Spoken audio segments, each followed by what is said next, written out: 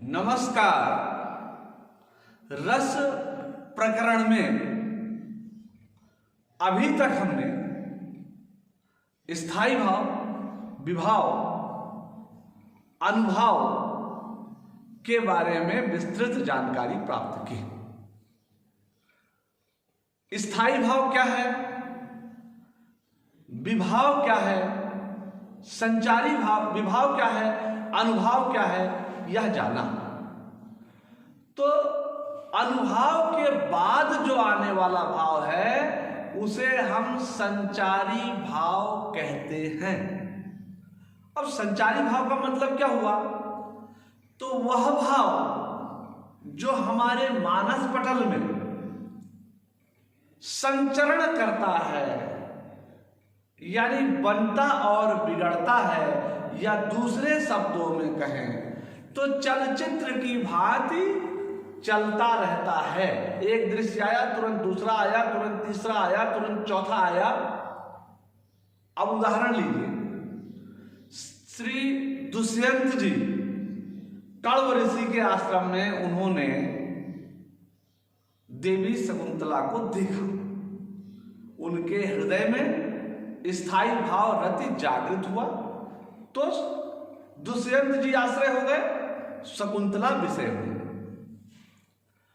वातावरण ने इस स्थायी भाव को उद्दीप्त किया। अब अनुभाव का काम शुरू हो गया। राजा दुष्यंत आगे बढ़े, आश्रम के भीतर कुटिया में झांकने लगे। उसके बाद उन्होंने देवी शकुंतला से कुछ कहा, प्रणय निवेदन किया। प्रणय निवेदन के उपरांत दोनों लोगों ने गंधर्व विवाह कर लिया। इसके बाद क्या होता है? अब राजा दुष्यंत सोचते हैं क्या होगा?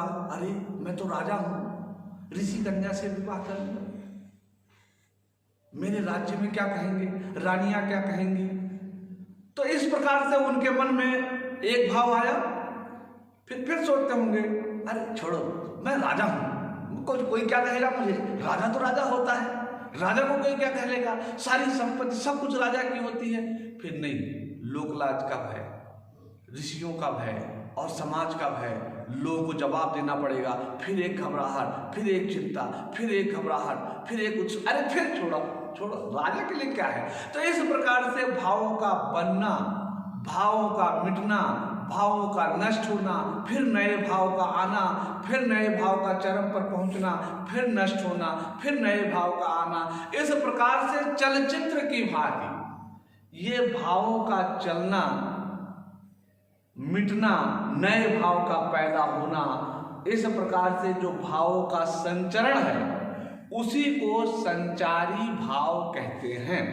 और ये संचारी भाव 33 हैं। यहां पर देखिए, निर्वेद,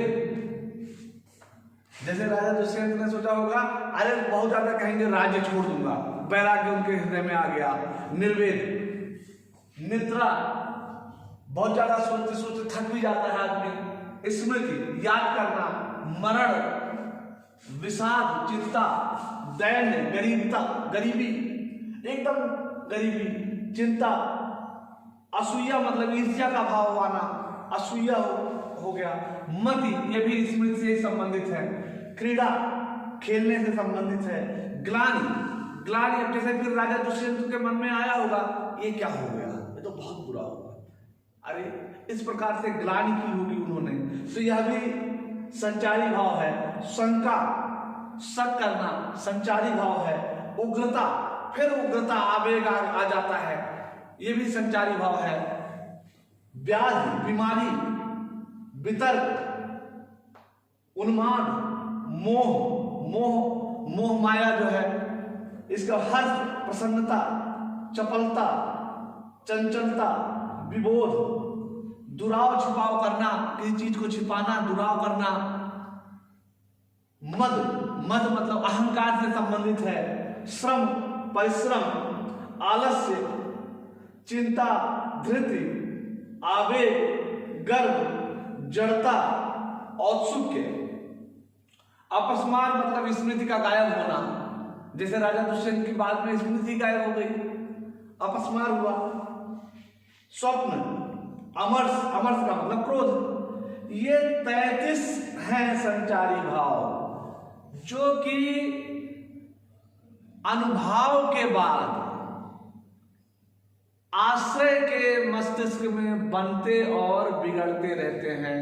अलग अलग रसों में, अलग अलग स्थायी भाव में, ये सब एक साथ नहीं आएंगे।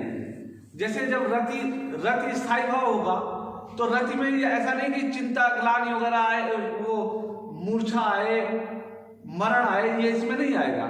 लेकिन रति में, वियोग रति में मूर्छा भी आएगी, मरण जैसी स्थिति भी आएगी, बेहोशी भी आएगी, अपस्मार भी होगा। तो ये जो स्थायी भाव, ये जो संचारी भाव हैं, ये 33 प्रकार के हैं जो अलग अलग रसों में अनुभव के बाद चलचित्र की भांति आश्रय के मस्तिष्क में बनते और बिगड़ते रहते हैं। तो संचरण करने के कारण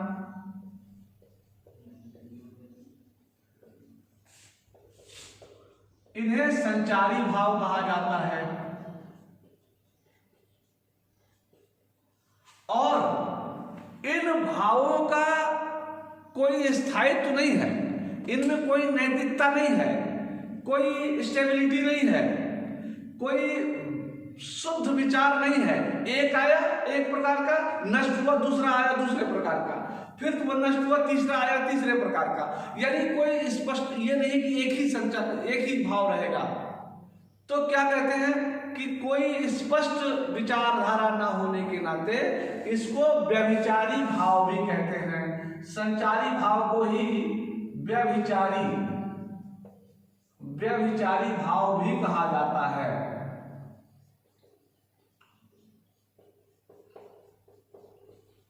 कभी कभी परीक्षा में आ जाता है कि व्यभिचारी भाव किसे कहते हैं, या आ गया संचारी भाव को ही व्यभिचारी भाव क्यों कहते हैं।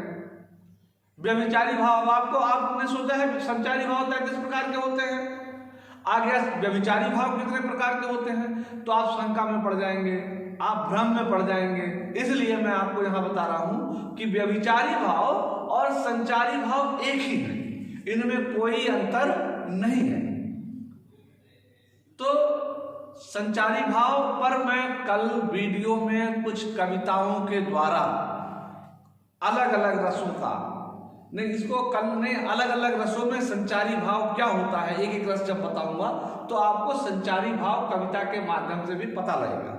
और फिर आपको इसमें गृह कार्य भी दूंगा, कविताओं से आप इसमें देखेंगे, छांटेंगे और संचारी भाव निकालेंगे तो यकीन जानिए आपसे रस पुष्ट करने में किसी भी प्रकार की कोई गलती नहीं होगी। बस एक सूत्र जरूर याद रखिएगा, विभावानुभाव संचारी संयोगाद्र रस निष्पत्ति, अर्थात विभाव, अनुभाव और संचारी भाव के संयोग से रस की निष्पत्ति होती है।